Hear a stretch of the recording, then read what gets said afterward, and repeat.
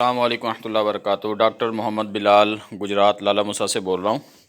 जमी भाई, ये खरगोश ने बच्चे दिए, ये परसों दिए थे तो मैं घर नहीं था।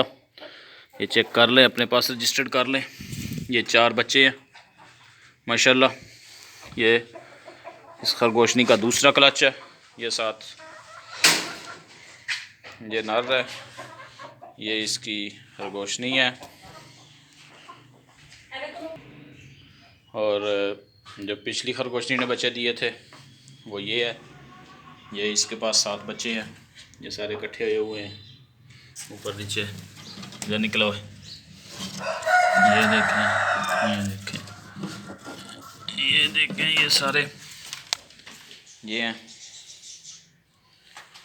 ये माशाल्लाह तकरीबन 3 हफ्ते के हो गए हैं, 2 हफ्ते के। और ये खरगोशनी प्रेग्नेंट है फिर दोबारा।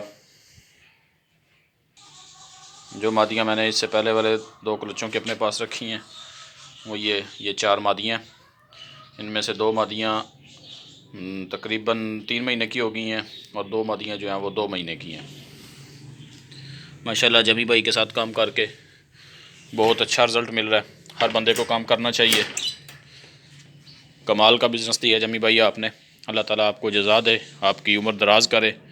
और आपने हमारा रिज़्क़ रोज़ी चलाया हुआ है, किचन चलाया हुआ है। अल्लाह ताला आपको मज़ीद बरकतें दे। अस्सलामु अलैकुम रहमतुल्लाहि व बरकातुहू।